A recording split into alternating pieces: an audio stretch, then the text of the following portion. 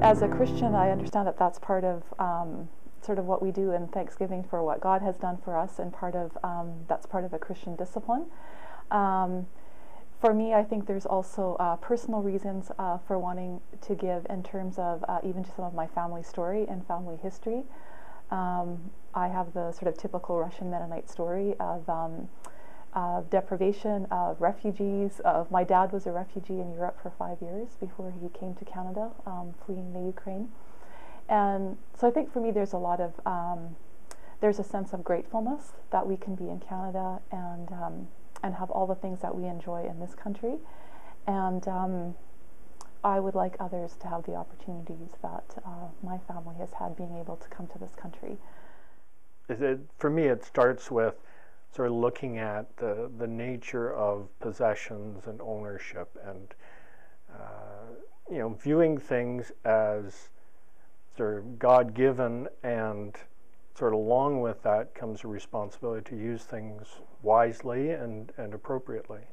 So, I look at that and say, with all the things that have been given me or put in my responsibility, how do I respond? And so it becomes like a response of gratitude. Well, I'll start by the negatives. I don't like feeling manipulated. So if I feel manipulated, then my guard's up. So I'll give it the door when someone comes by, if it's like a neighbor child or something, even if I don't necessarily believe that much in what they're doing, but just to be supportive to kids. And I think what motivates me to give is when I feel like there's a need that I feel is real, and I want to respond in some way to be of some kind of help. First of all, it is commanded for us to do that, not so much in the New Testament as in the Old Testament.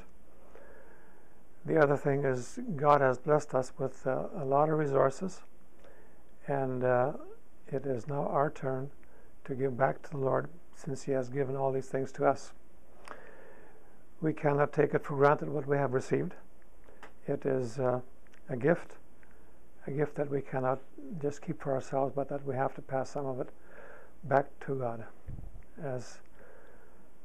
First of all, as a duty. Second one, as being grateful and thankful for what God has done for us. Not only in material things that we have over here, but in Canada, but also that we had the opportunity to be able to flee the communists and to come to Canada. That was the biggest privilege for us. I don't want any other children to stand in the breadline the way my dad did when he was a refugee. So one of them, we didn't have a lot of money growing up, but I remember being in church with my mother, and every Sunday the plate would come along and she would put in her $2 bill. It was always a $2 bill, and I think that was very significant. It doesn't sound like much, but I think it was very significant, and the fact that she always did that, and it was something very important to her, and you could tell. Like, there's not a lot of new recipients on our giving list if I look at it from year to year. These are mostly groups that have either made a direct impact on people in our lives. There's a particular counseling center that we have a lot of faith in, and they've made an impact on some lives, close to us. So that would be, I think, one factor, but certainly the overwhelming pattern on the list of organizations to whom we give would be our knowledge of them, their connectedness to our values, our level of trust in them, and in all of those cases it's been established over a pretty long time. Well, I've looked at it for years. I've been thinking about this, and I've had Mennonite Foundation in my will for years. But I decided that, the Lord was good, and I played the market a little bit, and I did well. I said, well, I will do that while I'm still around, to open up a charity account and put money into it. That way I can take it out of my will, and this way at least I know how much I've got in there. And this was important to me because I had certain things set in my mind about where I wanted to be as a minimum.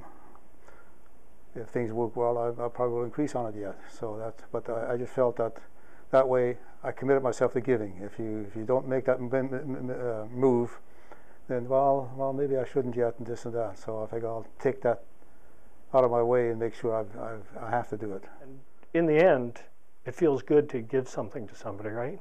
It's it gives you a good feeling.